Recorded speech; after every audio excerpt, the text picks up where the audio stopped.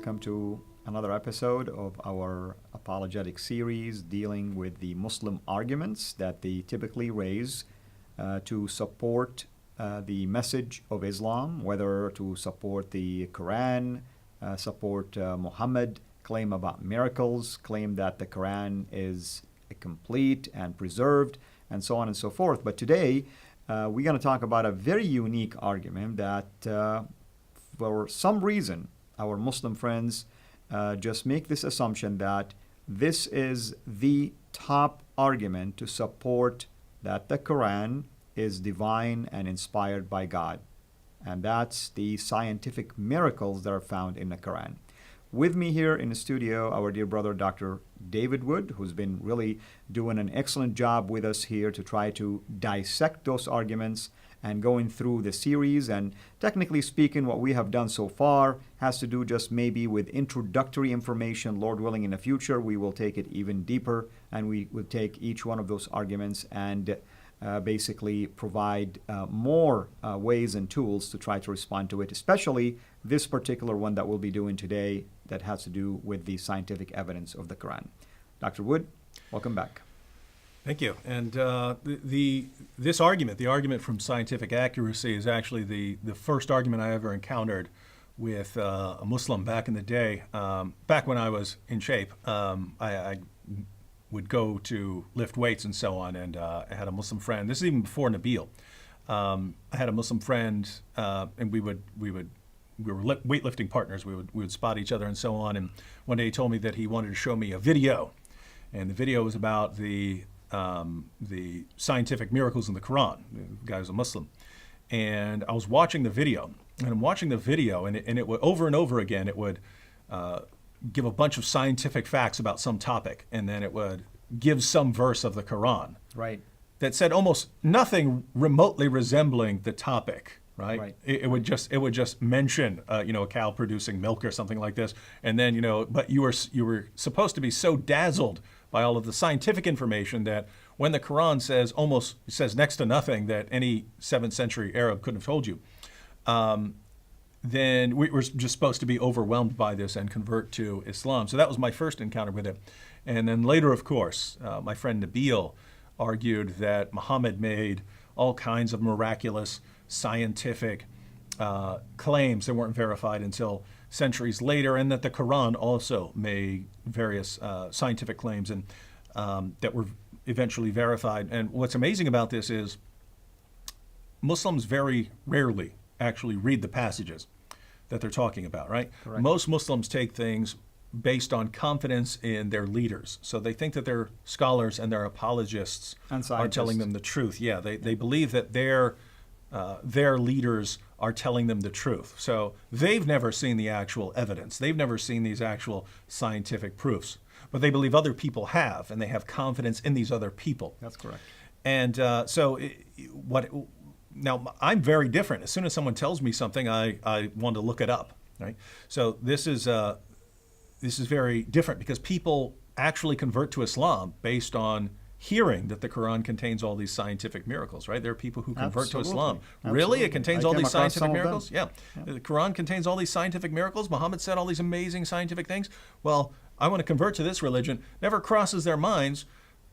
Let me see it in the books. I want to read it for myself. And that's exactly what I would say to Nabil after he would say, this is predicted in the hadith by Muhammad. This is predicted in the Quran. I would say, okay, show me where, because I want to read the passage and see what it says. And when you do that, you start finding that all of these amazing scientific claims, there's nothing amazing about them. And you find that Muhammad got almost everything wrong that he could possibly get wrong. The only things that Muhammad got right were things that all kinds of people in the 7th century would have gotten right. So there is a sun, there is a moon, things like that. Muhammad got those right. There are stars, things like that. He gets those right. But any 7-year-old could have told you that.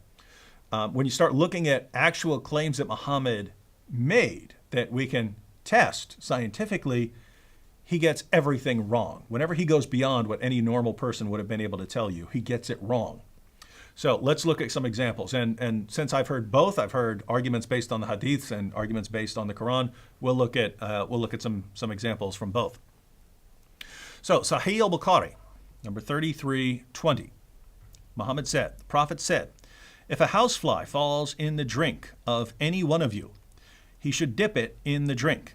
For one of its wings has a disease, and the other has the cure for the disease. Now, is that correct? There are Muslims today who will argue that that is actually correct, and they'll argue that there's some sort of scientific evidence. And when I brought this up with Nabil, he argued that, well, if an insect is some sort of carrier of a disease and it's still alive, it must have a resistance, and therefore, but that's not what this is saying, right? This is saying that one wing has the disease. So it's specific. Typhoid, something like that, something that makes you sick. Salmonella, something along those lines, something that's because flies eat some very nasty stuff and they pick up the diseases of whatever they're going for. They get the bacteria on their legs as they're crawling around on it, and then they go and land in your food, and they just got those bacteria in your food. Now, lots of times your body can handle it. Your body has very good immune system, but sometimes you get sick. That's why people try as hard as they can to keep flies out of kitchens and so on, restaurants, things like that. So Muhammad's claim is that one wing of the fly has the disease, so typhoid again, something like that, and the other wing has the cure. Well, guess what? We can test that in a heartbeat, right? We can test, okay, let's get a fly. Let's check this. One wing should have the disease. The other wing should have the cure. Or even if you want to interpret it, give them a little leeway in interpretation. Some part of it has to have the disease and another part the cure. Correct. And so if a fly lands in your food or your drink, you shouldn't get it out and dump your drink out. You actually put the fly in there more, dunk it all in your food. That's right. Because then you can get that cure off it. And Nabil told me he actually did this because his grandma told him to do that. He said, if a fly got in your mouth, I would dunk the fly in the food. So I got all that cure. And so is this correct? No, it's not correct. And any attempts to justify this are absolutely ridiculous. No one who deals with no healthcare professional would tell you, yes, dunk flies in your food so you can get all the cure for the diseases that they carry. I mean, following this, the cures for all kinds of diseases, any disease that flies carry. You mean doctors who deal with infectious diseases, Yep. they're not going to agree with this? No one in anywhere in the healthcare profession who's actually gone to any sort of school, right? Doctors, nurses, anyone would say this, who is not already trying to defend Muhammad's views. So notice, Muhammad said something about science that we could test years later, centuries later, we can test it. That's right. And it turns out to be false. And if you follow Muhammad's advice here, you'll get very, very sick eventually. Quite frankly, we don't even need to finish the episode because we've already proved that he's false. That's it. But we have plenty more. So let's go through some more. Sahih al-Bukhari 33:26.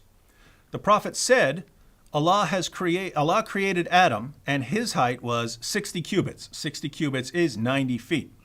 People have been decreasing in stature since Adam's creation. So I say that here's something we can test, because if Adam was 90 feet tall, and maybe you say, well, it's no problems if we don't find Adam's bones or something like that, you know. Right. But he also says that people have been shrinking since then. So Adam was 90 feet. And then, you know, his children would have been a little bit shorter, and their children a little bit shorter, and their children a little bit shorter, and their children a little bit shorter, and so on. And so they're getting progressively smaller. Well, this means that somewhere we should find, you know, femur bones that are 15 feet long, right? At least to prove somewhere, this theory. Yeah. Somewhere, right? Because sometimes bones do make it, right? We do find the bones. That's correct. We never find that. So if Muhammad is correct, people have been shrinking since the time of Adam, which means as you go back through time, they should get bigger and bigger and bigger. That's right? correct. When we dig up people from 2,000 years ago, 3,000 years ago, they should be bigger. Correct. And it's just not, and matter of fact, they should be significantly bigger, right? Because you're going all the way up to, 90 feet by the time you get back to Adam. And so here's another claim that Muhammad made that we can eventually test through archaeology and so on. And we just find out that the science does not support him. And also, scientists sometimes discover the so-called Homo sapiens, and we know for a fact that their height, if indeed, it's they're 100,000 years old or more, it's still normal height. Does not confirm this. Exactly. No scientist in the world is going to say, yes, Adam was 90 feet, the first man was 90 feet tall. Exactly. There are other problems like blood circulating and stuff, and something that tall and so on doesn't work at all as a living thing. Sunan Abu Dawud, 67, and this one's pretty gross. Sunan Abu Dawud, 67. I heard that the people asked the Prophet of Allah, water is brought for you from the well of Buddha. It is a well in which dead dogs, menstrual cloths, and excrement of people are thrown. The Messenger of Allah replied, verily, water is pure and is not defiled by anything. Muhammad, we're bringing you some water for whatever. I don't know. They could have been using it for ablutions or something like that. But that's fine. Stick with that, right? That's the best interpretation. Okay. They're using it just for ablutions. They're not drinking this water that has dead animals floating in it, used menstrual cloths, and human waste, right? This is their toilet. This is where they dump their toilet bowls. That's right. And Muhammad, you want us bringing you this water? Muhammad's response, water is pure and is not defiled by anything.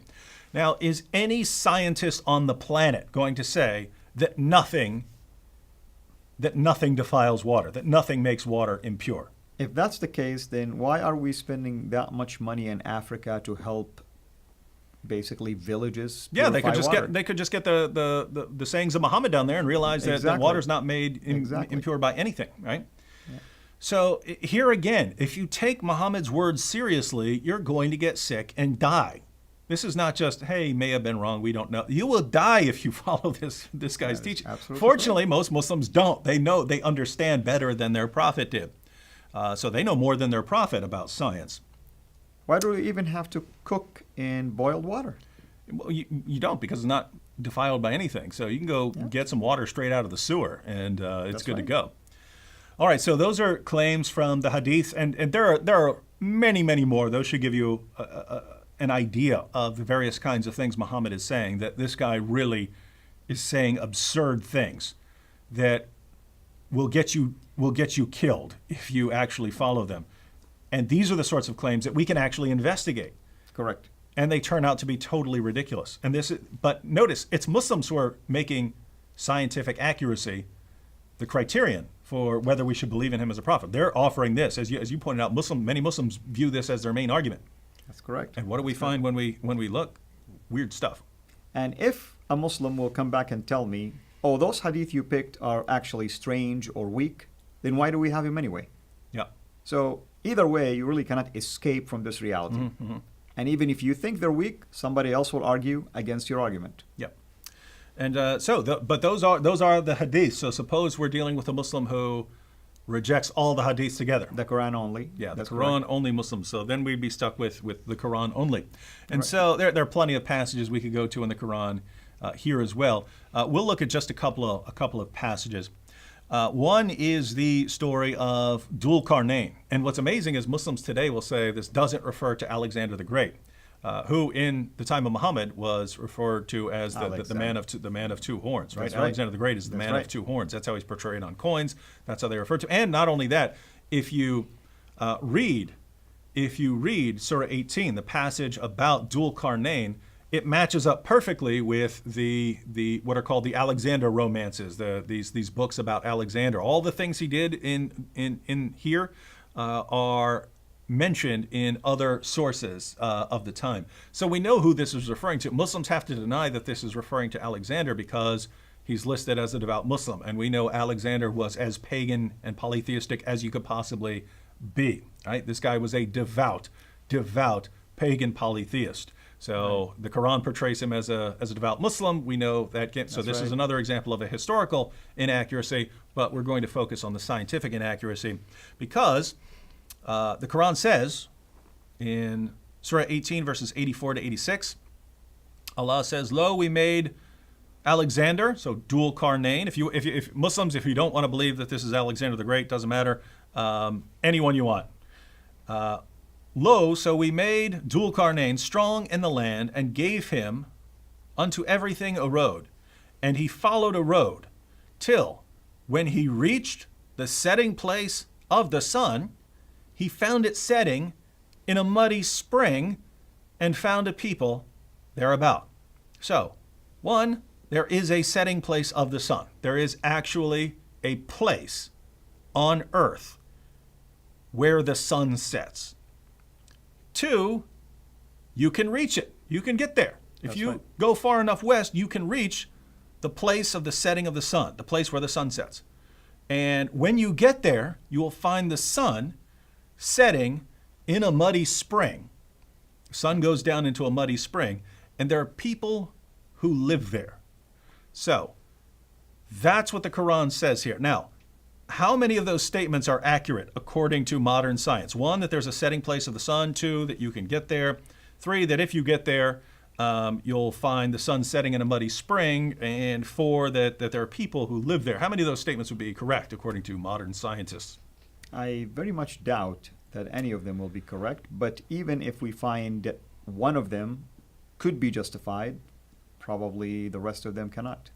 So this is obviously a problem. And so what do Muslims do here? They try to reinterpret the passage. And what they'll say is Dhul Qarnayn simply found some body of water, like a sea or something like this. He arrived at a sea or an ocean, and he saw a sunset, and it looked like the sun setting in this pool of water, but in actuality, he's just seeing a reflection.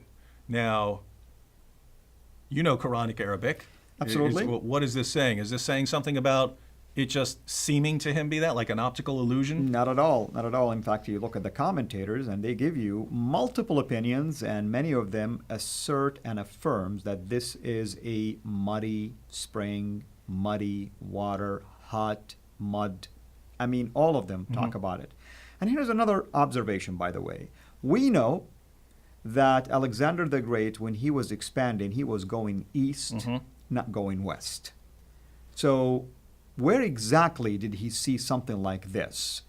Because going east does not at least allow him to reach a place like that. So I'm wondering now, where did Muhammad get this idea from other than a fable that was circulating around his time? Well, for us, there's no question that he got it from a fable, right? The stories are being told. It's an oral culture. They're passing stories around, so he's given stories of the Alexander romance. But here's what's interesting. If we're not talking to a Quran-only Muslim, then we have a Sahih narration in Sunan Abu Dawud. So this is one of the strong, this is classified as Sahih by Muslim Hadith scholars. Right. And he gives a little bit more information that doesn't, he's not talking about Dhul Qarnayn at all. Dhul Qarnayn's not in the story. It's Muhammad telling one of his followers where the sun goes when it sets. That's right. So That's another Sunan Abu problem. Dawud, number 3991, Abu Dar said, I was sitting behind the apostle of Allah, who was riding a donkey while the sun was setting. He asked, do you know where this sets? So this is Muhammad asking one of his followers, hey, the sun's going, you know where the sun's going when it sets? This is a time for Muhammad to impart knowledge to one of his followers, right? This amazing scientific knowledge that only he knows because he's the prophet and it's been revealed to him. That's right. And you hear this, hey, do you know what? Oh my goodness, the prophet's speaking. I get to learn something about the universe that only Allah could reveal. That's right. Let me guess, the answer would have been only Allah and the Prophet knows. He asked, do you know where this sets? I replied, Allah and his apostle know best. Right. So Allah and his apostle know best. He, Muhammad, said, it sets in a spring of warm water. Wow.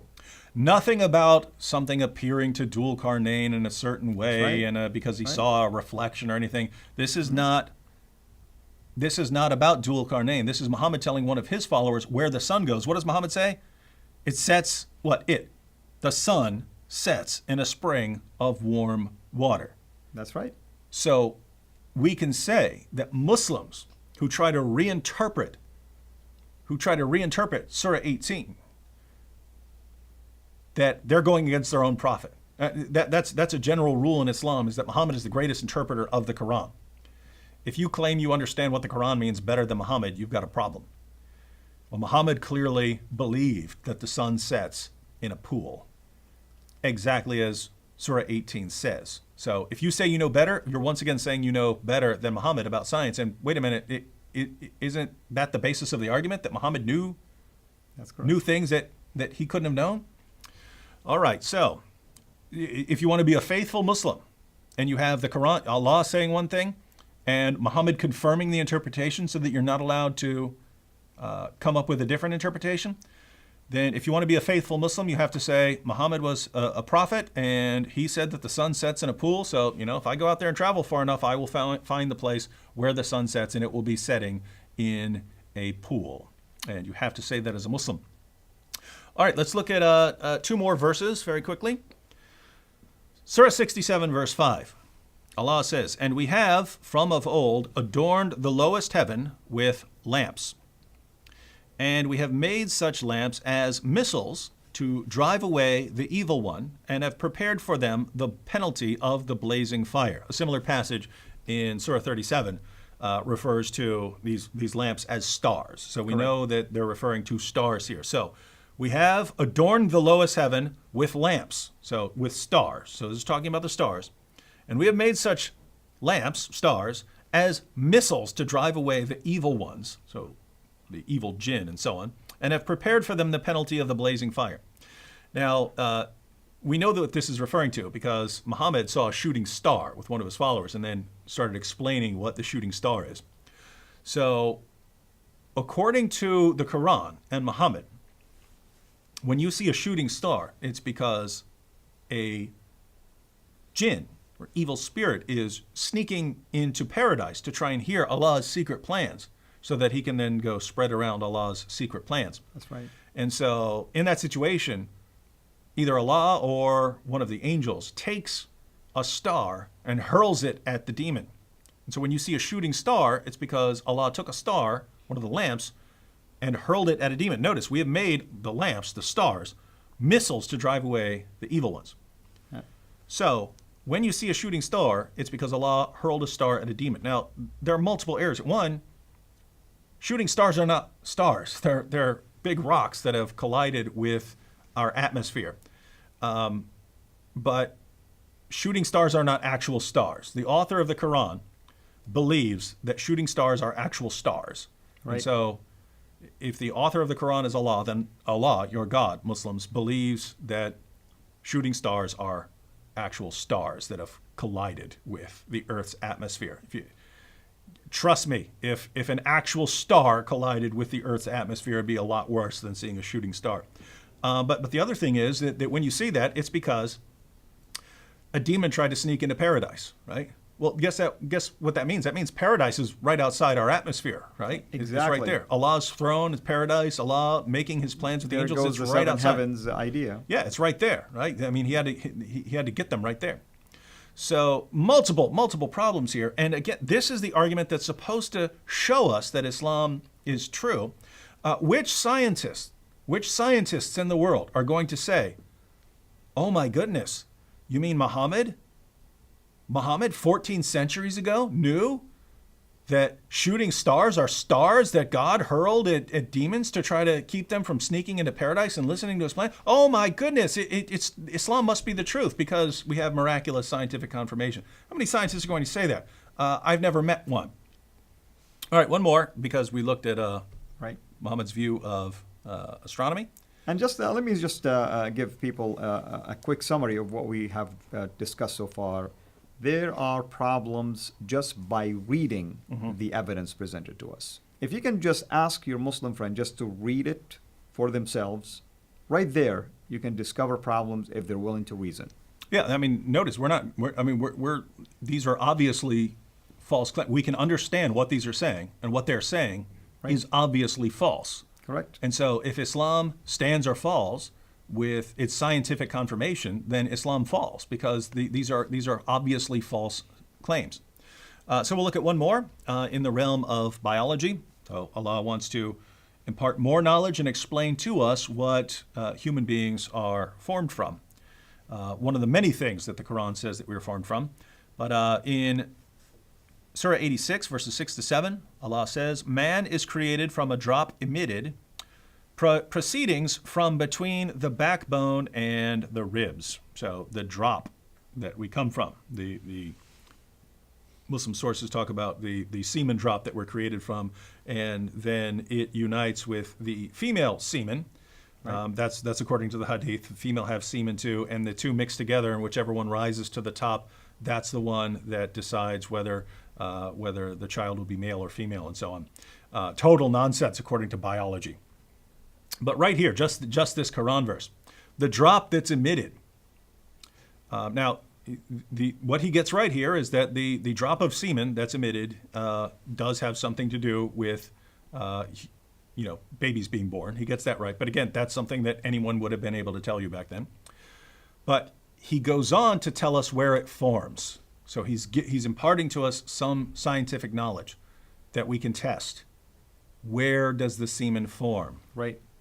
Right in this area between the backbone and the ribs. Yeah, it's very specific, basically. Is this area between the backbone and ribs where semen is formed according to modern scientists? Nope. So, and by the way, again, there are many more examples like this. But when you go through the Muslim sources, if you put them all together in the hadith and the commentaries and what we find in the Quran, you basically get a picture like this. You have a giant fish or whale at the bottom of everything. And then you have 7 earths stacked on top of each other like pancakes. They're all flat. They're stacked up like pancakes, except that there's a 500-year journey in between each one of them. Right. That's according to Muhammad. So you have 7 flat earths stacked on top of each other. And above that, you have the heaven, which is actually a solid object that will fall on us if Allah doesn't hold us up. And of course, inside there you have the stars, which are missiles that Allah uses to shoot the demons. And of course, you have the sun setting, in a muddy pool and so on. And you have, of course, 7 of these solid heavens, solid domes above the earth. And you go all the way up to the top, and then there are these 8 giant mountain goats and so on that are below the throne. So that's what you get if you look at the Muslim sources on astronomy. If you look at the Muslim sources on embryonic development, so the development of a baby, you get semen comes between the backbone and ribs, forms, and it joins with the female semen. And again, whichever rises to the top, that determines the sex of the child. But the semen then becomes a blood clot, and then becomes like a chewed piece of flesh or something like this. Right. And then becomes bones, and then those bones are covered with flesh and so on. And only then does Allah decide whether it's male or female. And almost everything there that goes beyond what people of the time would have known, because again, people understood, hey, they have sex and are produced. They understood from miscarriages that there are some different stages to development and so on. But everything Muhammad said that goes beyond what ordinary people would have known, he gets wrong. And then, of course, you have the area of hygiene, that it's good to dunk flies in your food, or you can take water that's been anywhere and it's still good. You can use it for your ablutions. You can drink it. You can do anything. And notice, if you actually take that seriously, if you start using that kind of water, you're going to get sick. Even if you just rub it on your hands, you're going to get sick. And what's Muhammad's solution if you get sick? Camel urine. Just drink enough camel urine and you'll feel better. How can anyone look at all of this and say, how we know that Islam is true? By all of this amazingly correct scientific information. It's amazing, especially today, in our modern days, with modern discoveries, modern science, with everything we know about healthcare, everything we know about astronomy, everything we know from satellite imagery. I mean, it just baffles me that you still find some Muslims passionate about defending all of these things, and especially when they start telling you that these are just metaphorical. Mm-hmm. Since when? Because you read the commentators who were so close to the time of Muhammad, never that they assumed these to be metaphorical in one sense or another. Mm-hmm. And if that's the claim, and Muslims have to claim something like that because there's no way around these passages, then what they're really saying is something like this. We know that Islam is true because of its amazing scientific accuracy, but whenever Muhammad makes a clear scientific statement, whether it's in the Quran or in the Hadith, it's invariably wrong. So reinterpret those. And once you've reinterpreted them, then you can bring them into line with modern science and then, oh, it's a miracle. Well, the miracle there is not the statements of Muhammad. The miracle there is what you might call the miracle of reinterpretation. That's right. Yeah. And I can tell you this, brother, I am so amazed that Muslims always come to the rescue of their God. And sometimes they act like they know even better than their God and their prophet. Well, they do, right? You can take any Muslim off the street and he will know more than Allah and Muhammad did about the universe, about hygiene, about human reproduction, and so on. And that's what I tell them. I say sometimes you should be God or Muhammad and people should follow you, since you obviously know much better than your own God and his messenger. They must be prophets, in which case, once again, Islam is false. Well, brother, thank you so much. It's been an excellent series, and of course, we want to continue this, Lord willing. And once again, we invite our viewers to go to our website, sirainternational.com, to watch this particular series, and of course, any previous videos and future videos as well. And when it comes to our dear brother here, you can go to his YouTube channel, Act 17 Apologetics. And of course, watch out for our announcement that we will be doing in our Facebook pages. And certainly we'll keep you posted on any future plans. Until we meet again, have a blessed day.